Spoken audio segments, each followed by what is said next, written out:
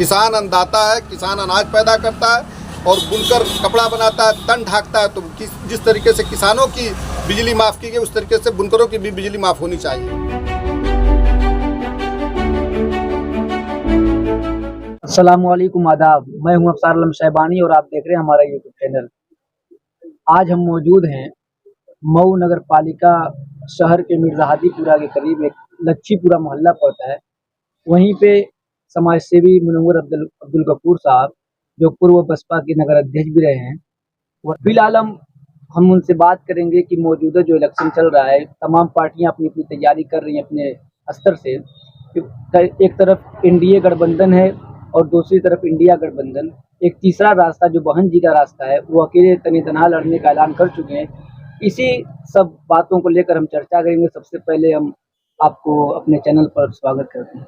शुक्रिया भाई, बहुत बहुत शुक्रिया आपका। तो इस वक्त आप चुनाव को कैसे देख रहे हैं? चुनाव ये बुनकर बाहुल इलाका है। घोसी लोकसभा एक ऐसी सीट है जहां बुनकरों की सबसे ज़्यादा तादाद है। जैसे वलीदपुर हुआ, खैराबाद हुआ, मोहम्मदाबाद हुआ, आपके पूरा मारूफ हुआ। आ जाइए, हमारा शहर मऊ है, अदरी है, कोपागंज है, घोसी है। इन सब इलाकों में बुनकर बाहुल रहते हैं और बहुत बदहाली है बुनकरों की।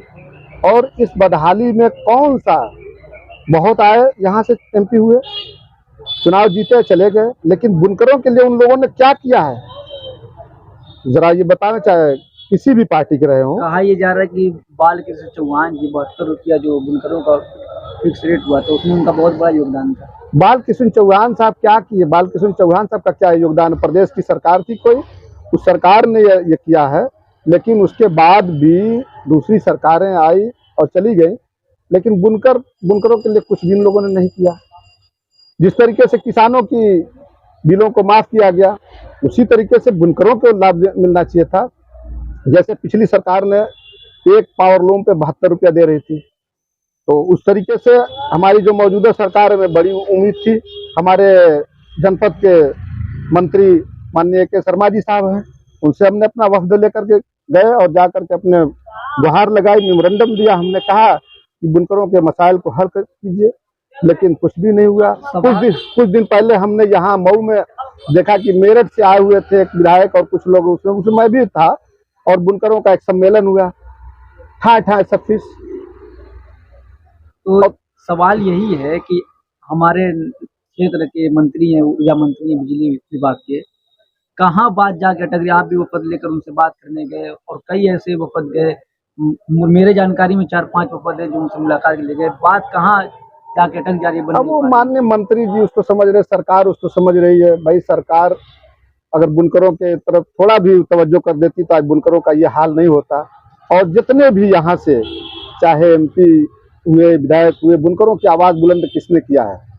पार्लियामेंट हो या असेंबली के अंदर हो, किसने किया? मैं तो मेरा ये सबसे प्रश्न सवाल है, बुनकरों के लिए कौन सा यहाँ मेडिकल कॉलेज, कौन सी यूनिवर्सिटी, कौन से उनकी मार्केटिंग के लिए इन्होंने ये किया है? किसने बनवाया? बता दें जरा, मैं तो पूछ रहा हूँ। हमारी यही मांग है कि भाई यहाँ बुनकरों के लिए जो एक मार्केटिंग तय होनी चाहिए, बननी चाहिए। और लेकिन यहाँ कहीं कुछ नहीं है बुनकरों के लिए। हम बुनकर हैं, हम मजदूरी का काम करते हैं। हमारे घरों में 4-4 लोग लगते हैं तो एक साड़ी तैयार होती है। और बुनकरों की हालत ये है कि एक कमरे के अंदर वो लूम चलाता है, अपने बच्चों को उसी में खाना बनाता है, उसी में सोते हैं। ये हालत है, ये बदहाली की हालत है। कि अगर किसान अन्नदाता, किसान अनाज पैदा करके हमको देता है, तो बुनकर तन ढाकने का भी काम करता है। तो आपको हमारी क्या ये आप मानते हैं कि हमारा अलमिया रहा है कि हम सिर्फ और सिर्फ बीजेपी को हराने के लिए वोट देते हैं? हमारे कुछ शरायत नहीं होते, हमारे कुछ मुद्दे नहीं होते। अगर हम भी किसी मुद्दे को लेकर किसी शर्फिया वोट करें तो शायद हमारा कुछ फायदा। हम किसी को हराने जिताने की बात यहाँ नहीं कर रहे। हमारा ये मकसद सिर्फ सीधा ये है कि जो बुनकर के हित में काम करेगा हम उसके लिए वोट करेंगे। लेकिन अब तक तो आप जैसा कि आप भी करें, किसी ने जीत करके जितनी भी एमपी विधायक या कोई भी रहा, उन्होंने काम नहीं किया है, कुछ नहीं।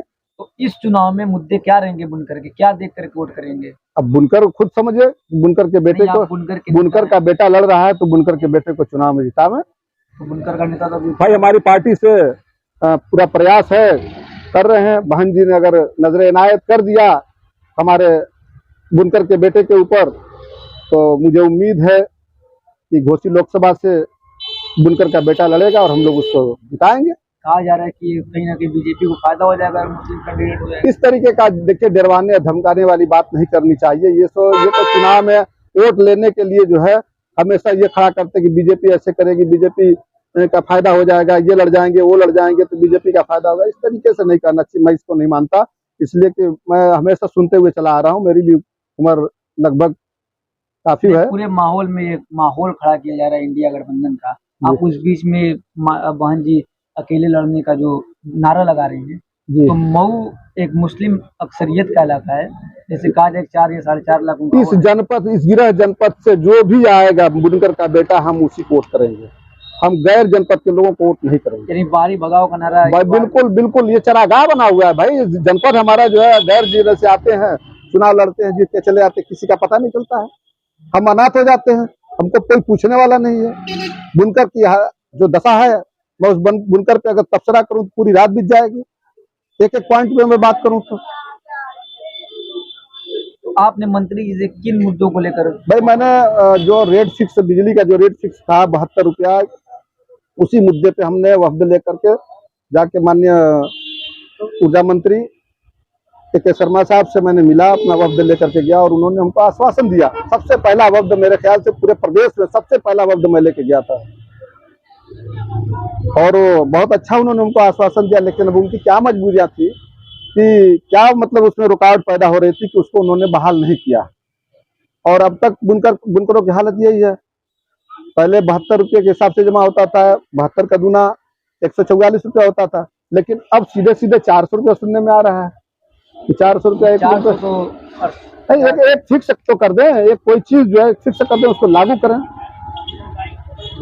तो एक तरफ ये कहा जा रहा है कि 400 रुपया फिक्स कराया गया है और प्रपोजल जो दिया गया है चेयरमैन साहब की तरफ से, हमारे चेयरमैन साहब जो प्रपोजल उसी पर अमल किया गया है, फिर उसके बाद भी बुनकरों को परेशान किया। मैं किसी का ये नहीं कहता कि किसने प्रपोजल दिया, किसने ये किया।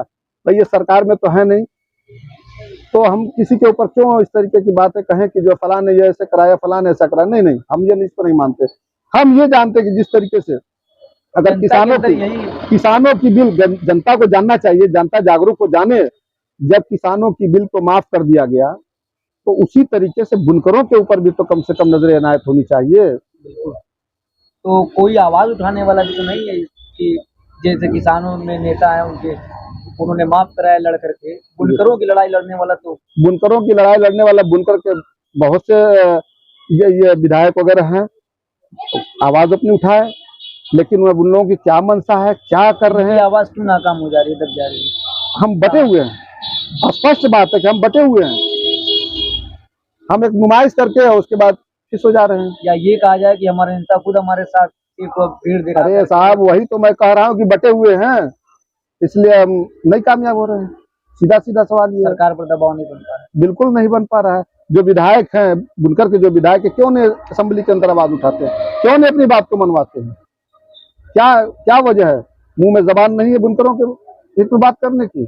मेन विपक्ष हम जी, विपक्ष का सबसे बड़ा अहम रोल होता है। सरकार सुनती है विपक्ष की बात को, लेकिन दम होना चाहिए। दम बिल्कुल नहीं है इन लोगों को। लोक लुभावन अब आ रहा है, चुनाव आएंगे, एक से एक आएंगे, बुनकरों के हित की बात करेंगे, लेकिन उसके बाद क्या हो?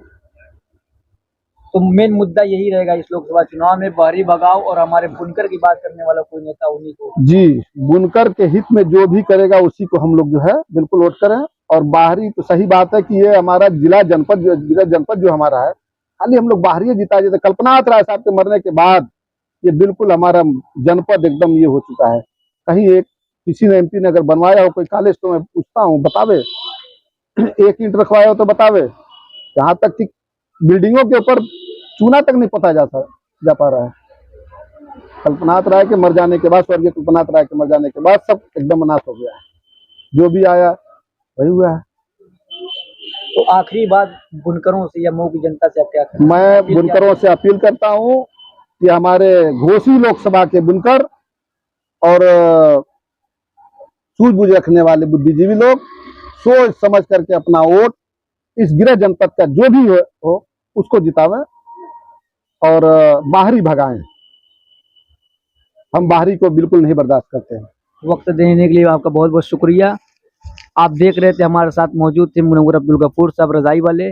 हम फिर इसी मुद्दे पर या चुनाव को लेकर के हम मज़ीद वीडियो के साथ आपके साथ हाजिर रहेंगे। अगर खबर अच्छी लगे, इंटरव्यू अच्छा लगे तो आप लाइक करें, शेयर करें और चैनल को सब्सक्राइब करें और हमारा साथ देते रहें। बहुत बहुत शुक्रिया।